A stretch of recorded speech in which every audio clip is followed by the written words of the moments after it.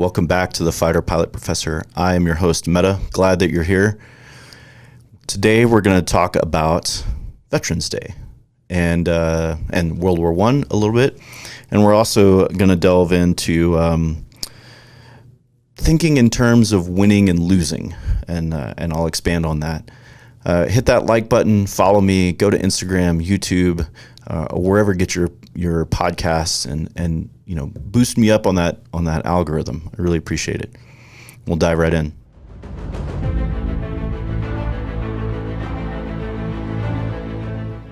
Welcome to the Fighter Pilot Professor podcast. I'm your host, Meta. And in the Fighter Pilot Professor podcast, every week we examine world events and your daily life through the mind of a fighter pilot. The episodes answer your questions, harnessing my experience in 25 years of flying fighter jets and my PhD in history, policy, and strategy. You can tune in wherever you find your favorite podcast. You can follow me on Instagram and on YouTube, the Fighter Pilot Professor. All right, so this represents the anniversary of the end of World War I. In case you didn't know, both Veterans Day and what is largely referred to as Armistice Day fell on November 11th, 1918. So, a little history. Obviously, World War I came to an end on November 11th at 11 a.m. in 1918. That marked the official end of World War I. And then, well, not the official end, but at least the end of the fighting. And then the Treaty of Versailles was signed in June of 1919, marking the official end of World War I. And that same year, the United States, in November of 1919, the United States sort of recognized the first anniversary of the end of World War I and all of the loss that came along with that. In 1926, November 11th became an official holiday marking the end of World War I. In 1938, it became officially an annual holiday. And then in 1954, it became a sort of a federal holiday that marked Veterans Day. And then in 1971, it became what it is today, sort of the official marking of celebrating U.S. veterans. So November 11th has a dual meaning in that it's marking the celebration of veterans in the United States, but it also marks the end of World War I globally. So other nations celebrate Armistice Day and the end of World War I through the remembrance of what happened in that war. So a little context, obviously, I've said this before on this podcast, the influence of World War I and the aftermath of the end of World War I, in my opinion, you can't really undersell it. It was wildly impactful. It was not the first World War, arguably. There were other earlier world wars, but it was certainly the largest up to that point. Depending on the estimates, somewhere around 40 million people were killed. About a third of those were soldiers or sailors or airmen in the various combatant nations, and the scope and scale of combat was truly sort of unknown to that point. Obviously, World War II comes along and sort of dwarfs even what happened in World War I, but up to that point in history, there had never been anything like it. What happened, the death of soldiers and sailors and airmen in World War I effectively wiped out a generation of men in Europe, and the aftermath of that, had huge, deep social implications for European society and even American society, in the 1920s. And frankly, even from a military perspective, the thinkers and theorists and military practitioners, statesmen, even politicians, spent the 20s and the 30s really thinking about how are we never going to do that again. Neville Chamberlain, the Prime Minister of Great Britain, is often excoriated for seeking, quote, peace in our time, as he called it, as he negotiated with Hitler and the Nazis over, saying, okay, you guys can have parts of Austria and Czechoslovakia as long as you agree not to do this anymore, and probably knowing full well that the Nazis were not going to abide by that agreement. But I think from a very pragmatic way, Chamberlain recognized that nobody wants to experience the horror of a war on that scale again. And if this is as sad as it is to sell out Czechoslovakia, or at least part of Czechoslovakia in this case, in Munich in 1938, then, so be it.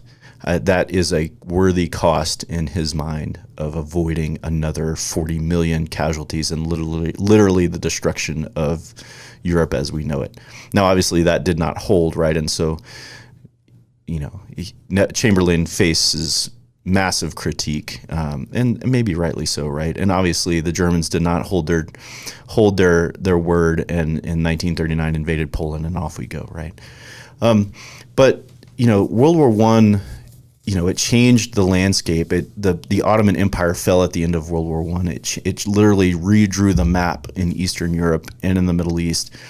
It marked the sort of beginning of the end of European imperialism, and began the sort of long flow of rebellions and uprisings and independence movements by nations that were colonized by European powers in Africa and Asia, and in the Pacific. It brought Japan to the forefront as a power, even though Japan did not do much fighting in the war. They were on the side of the Allies, and they were the recipient of German colonies in the Pacific.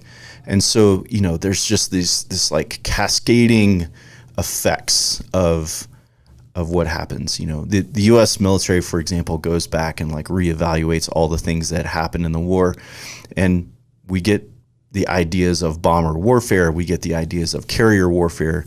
We adopt some of the German tactics and techniques around tanks and mobility and artillery in our land warfare, and really, despite the idea that we are an isolationist nation between the wars, we spend that interwar period, especially the military spends the interwar period preparing for the next war, knowing full well that we're not going to have the luxury of fighting the same way that we did before, and we can't afford to do so. Obviously, the industrial warfare of World War II gets way worse. But at the end of the war, and this sloggy, dirty, long, deadly, industrialized, arguably total war, what most people don't realize is that when the Allies and the Germans came to the agreement that the war was going to stop at the 11th hour on the 11th day of November in 1918, so 11/11/11 in case you're wondering, there was this fury of violence in the hours leading up to the official armistice. Millions of rounds of artillery were fired from both sides. Each side tried to make advances. There was a craze of fighting that broke out along the Western Front in Europe right up to the end of the war. And it truly was this sort of like last gasp of horror in a war marked by horrors. And so, the sort of the cathartic end of that war, in my opinion, is why it's such a deep mark, and why even today, right, we honor veterans on this day specifically. And the U.S. does it a little differently than a lot of European powers. Most of the European nations mark World War I with, particularly the British mark World War I with the poppy, where the British were fighting in Belgium and in France, was largely cultivated there. So this becomes a sort of symbol of peace. One of the more interesting things that I've seen marking the anniversary of World War I was this cascading art project of red poppies off this ruin of castle, that sort of each one of the poppies marking a casualty of the war for Great Britain. And it's just this really moving and interesting art project marking Armistice Day. So that is how we get Veterans Day. That's the end of World War One. Again, I don't think we can overestimate the influence of the end of World War One on, or World War One in general, on even modern politics.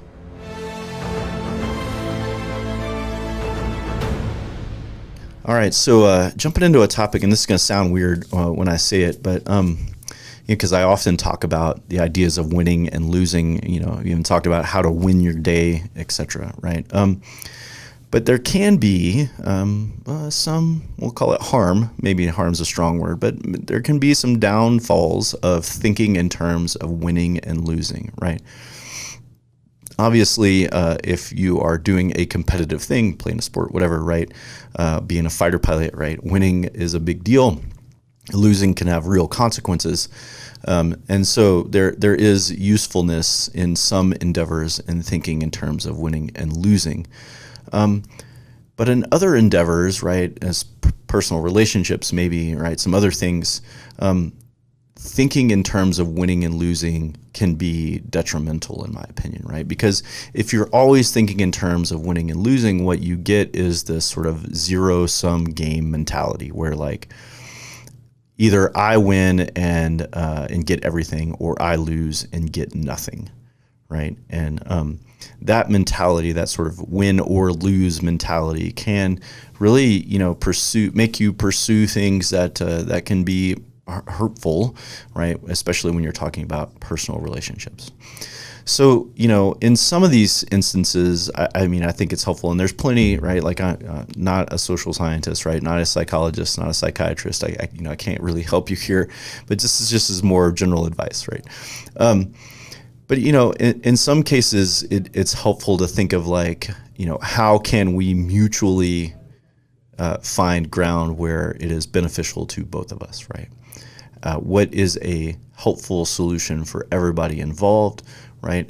How can we maybe compromise some things? And I know some people don't like the word compromise, but compromise is not a dirty word. It's often necessary, right? How can we compromise on some things in order to achieve favorable results for everybody, right? In business dealings, you can think of in terms of winning and losing. And obviously going out of business is bad if you don't get enough sales and that kind of stuff, right? But there can be mutually beneficial agreements, even if sometimes you have to give up some of the things that you wanted to begin with, right? So, like, how do I scope my mentality around winning or losing and compromising and sort of finding mutual things? Well, first of all, like, I think you should start with, like, assessing what the situation is, right? Obviously, if you're competing in a sport for money, like if you play a professional sport, then obviously winning and losing is a big deal because it is your reality. It is the thing that you earn your money on, right? If you are a soldier or a fighter pilot or whatever, right? Thinking in terms of winning and losing when it comes to fighting is a big deal, right? The cost of losing is your life in some cases, right? So obviously gauging the situation of, like, where am I on this place? But if I'm not in one of those places, right? If I'm just playing, like, pickup basketball at the gym or at the park or whatever, right? I mean, is it fun to win? Sure. But, like, do I need to be a jerk to go about winning? Well, no, right? So I'm going to maybe scale my desire to win and lose. And don't get me wrong, I'm hyper competitive, right? I want to beat you and will beat you in pretty much everything, right? Basketball, cards, whatever. It doesn't matter, right? I want to win. But I don't have to be a jerk about it, right? I can want to win and still have fun doing it, right? So I need to scale my expectations in the way that I behave accordingly, right? Especially true, right, if it's in interpersonal relationships, right? You want to make sure that, like, hey, if I'm in an argument or we're trying to settle a disagreement, or maybe we're just trying to decide where we're going to have dinner or whatever, right? Like, it's not about winning or losing, maybe, right? Like, are you right? Maybe. Are you wrong? Maybe, right? Are you partially right and partially wrong? Most likely, right? And so, like, are we both in this together? Are we friends? Do we want to keep being friends after this is over? You know, if the answer to those questions is like yes, then maybe thinking in terms of winning and losing is probably not the way to go about this, right? There are other sort of mental models that you can use as opposed to thinking in terms of like, I am right, I'm going to get my way, and that's the way it's going to be. Because if you think that way and you impose that mentality on the situation, then the other person is going to probably pick up on that, and then they're going to get those losing vibes, right? And do you really want that to be the case, right? Do you want the other person involved in this discussion to feel losing vibes, as it were, out of this whole thing, right? So I would offer that, you know, in these interpersonal relationships, perhaps tempering what it is that you are doing and understanding the situation you're in and adjust to one of these other mental models would be helpful, right? And in other cases, like in business and such, right, like would offer that like you want to have like I must have this to survive. Like this is my survival line, right? I can't compromise my survival line, right? It is no good to you as a business, you know, in most cases, to sell something for a loss, especially repeatedly. If I repeatedly sell things for a loss, then I'm not going to be in business for very long, for example, right? So, hey, this is my survival line. And then maybe like, here's it's really nice if I can get to this line, it's going to make me comfortable, right? And then this is like, woohoo, we just won the lottery kind of line, right? Like, and so I have this sort of sliding scale that's everywhere in between those things, right? And what I would offer in those cases is, like, yes, there is some winning and losing in here, but really what I need to think about is like, what is my long-term strategy for this company, right? And what is most beneficial rather than a win or a lose in the moment. I need to think in the long-term health of my company, in the long-term health of the endeavor that I'm doing, right? And so I can scale accordingly. And maybe like I don't get as much as I want today, but it leads to like, say, a long-term relationship with this other business or this other person. And now, right, instead of an immediate windfall of a lot of money, maybe I get a longer-term client that pays me consistently over a long time, and I get this sort of long-term benefit of having this relationship. Maybe that person connects me to other clients, right? And if you've behaved like a jerk in the negotiations and you have this winning-losing mentality all the time, right? Maybe they don't want to connect you to other clients. But if you can, like, you know, bring a different mentality, perhaps, and, hey, they're going to connect you to somebody else. That person then may connect you to somebody else, right? And you're growing your business. So again, it's very situational, right? So while I often think about winning and losing, and I am very type A competitive, as discussed on many occasions, right? Sometimes bringing that winning and losing mentality to every discussion is maybe not the best. And I need to find a different mental model for how I'm going to engage in the world. All right.